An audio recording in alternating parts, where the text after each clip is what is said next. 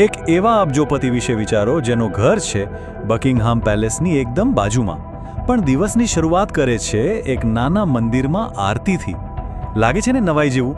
તો આજે આપણે આવા જ એક રસપ્રદ અને વિરોધાભાસી વ્યક્તિત્વ અનિલ અગ્રવાલની આખી ગાથાને સમજીશું. આ જુઓ, અહીં જ એમના જીવનનો આખો સાર આવી જાય છે.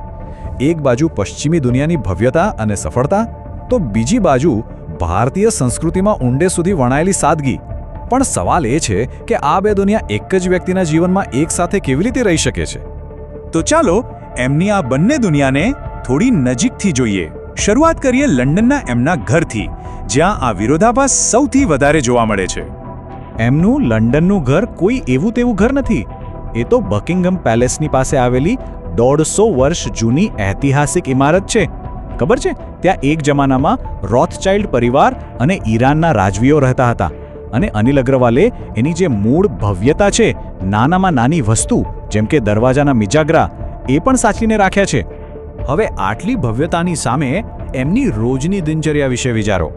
છેલ્લા 15 વર્ષથી એક પણ દિવસ પાડ્યા વગર એ રોજ સવારે 6:30 વાગે લંડનની કડકડતી ઠંડીમાં ચાલીને નજીકના મંદિરમાં પહોંચી જાય છે, બરાબર 7 વાગ્યાની આરતી માટે. આ જ તો એમની અતૂટ શ્રદ્ધા અને સાદગીનો સૌથી મોટો પુરાવો છે. પણ આ સફળતા કંઈ રાતોરાત નથી મળી. એમની સફર તો એક સામાન્ય B&B એટલે કે બેડ એન્ડ બ્રેકફાસ્ટથી શરૂ થઈ હતી. એક શેર્ડ રૂમથી લઈને અબજોપતિ બનવા સુધીની આ આખી ગાથા સંઘર્ષ અને સફળતાથી ભરેલી છે. જરા એમની સફર પર નજર તો કરો. લંડનમાં રાતના ફક્ત 7 પાઉન્ડવાળા રૂમમાં રહેવાથી શરૂઆત કરી, લગભગ 50 જેટલા ધંધામાં હાથ અજમાવ્યો, અને આજે એમનું વેદાંત ક્લબ લગભગ 2 લાખ લોકોને રોજગારી આપે છે. આ સફર ખરેખર કોઈને પણ પ્રેરણા આપી શકે છે. $5 અબજ, આંકડો સાંભળીને જ નવાઈ લાગે ને?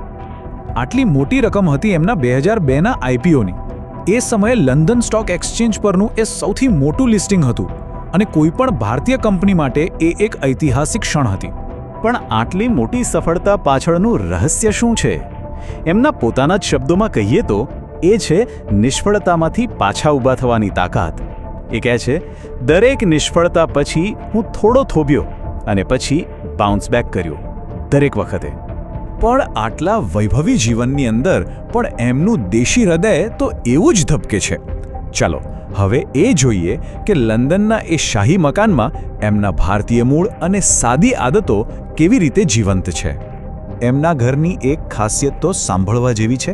વિચારો કે 400 લોકો માટેનો એક મોટો બેન્ક્વેટ હોલ છે, અને બસ એક બટન દબાવ્યું અને આખો ફ્લોર સરકીને બાજુમાં જતો રહે છે. અને નીચેથી શું નીકળે? 7 ફૂટ ઊંડો સ્વિમિંગ પૂલ. આ તો કોઈ ફિલ્મના દૃશ્ય જેવું લાગે ખરું ને? આટલી ભવ્યતાની વચ્ચે એમની એક સાવ નાની અને એકદમ દેશી આદત જુઓ. એ પોતે સ્વીકારે છે કે ચા પીતી વખતે જે સુડકાનો અવાજ આવે છે ને, એ હજી બંધ નથી થયો. આ નાની અમથી વાત બતાવે છે કે એ પોતાના મૂળ સાથે કેટલા જોડાયેલા છે. એમની બેવડી ઓળખ અહીં એકદમ સ્પષ્ટ થઈ જાય છે. દુનિયા માટે એ 2 લાખ કર્મચારીઓવાળી કંપનીના ચેરમેન છે, પણ એમના માટે એમના અસલી ચેરમેન તો શ્રી કૃષ્ણ છે, અને એમને જ એ રોજ સવારે સલામ કરવા જાય છે. એમનો પ્રભાવ ફક્ત બિઝનેસ સુધી સીમિત નથી. એ તો લંડનની ધરતી પર ભારતીય સંસ્કૃતિનો એક મજબૂત વારસો બનાવી રહ્યા છે. ચાલો જોઈએ કેવી રીતે. એમ સમજો કે એમણે યુકેમાં એક નાનકડું ભારત વસાવ્યું છે. દેશની પહેલી સરકારી ભંડોળવાળી હિન્દુ સ્કૂલ કૃષ્ણ અવંતી શરૂ કરી, ઓમ નોમ નામની સાત્વિક રેસ્ટોરન્ટ ખોલી, અને ભારતીય કલાકારોને પ્લેટફોર્મ મળે એ માટે ઐતિહાસિક રિવરસાઇડ સ્ટુડિયોને ફરીથી જીવંત કર્યો.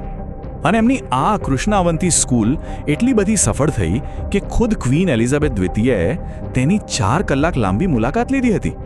એટલું જ નહીં, હવે તો ત્યાંના સ્થાનિક બ્રિટિશ પરિવારો પણ પોતાના બાળકોને ત્યાં ભણાવવા માટે લાઇનમાં ઊભા રહે છે. તો આટલી બધી સફળતા અને જીવનમાં આટલું સંતુલન, આ બધા પાછળ એમની ફિલોસોફી શું છે? ચાલો અનિલ અગ્રવાલના જીવન અને વ્યવસાયના જે મુખ્ય સિદ્ધાંતો છે એને જરા સમજીએ. 75%. આ આંકડો એમની ઉદારતાની સાબિતી છે. એમણે પોતાના પરિવારની 75% સંપત્તિ દાનમાં આપવાની પ્રતિજ્ઞા લીધી છે.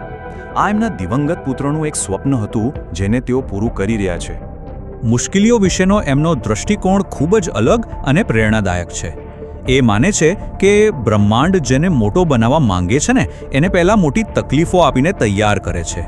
એટલે કે પડકારો તો સફળતા માટેની ટ્રેનિંગ છે. સફળતા માટે એમની સલાહ એકદમ સીધી અને સ્પષ્ટ છે. પહેલું, જે ગમે છે એ કરો. બીજું, ક્યારે હાર ન માનો. ત્રીજું, મહેનત કરવામાં આળસ ન કરો. અને ચોથું, જો કોઈ વસ્તુ કામ ન કરી રહી હોય તો તેને પકડી ન રાખો, આગળ વધો. અને અંતમાં સંપત્તિ અને વારસા વિશેનો એમનો આ વિચાર ઘણું બધું કહી જાય છે. રહ્યું સો સપનું છે, દીધું સો પોતાનું છે. આ એક જ વાક્ય આપણને આજના અંતિમ પ્રશ્ન તરફ લઈ જાય છે. અનિલ અગ્રવાલે તો પોતાનો રસ્તો અને પોતાનો વારસો પસંદ કરી લીધો છે. હવે આ સવાલ આપણા સૌ માટે છે. આપણે કેવો વારસો બનાવવા માંગીએ છીએ?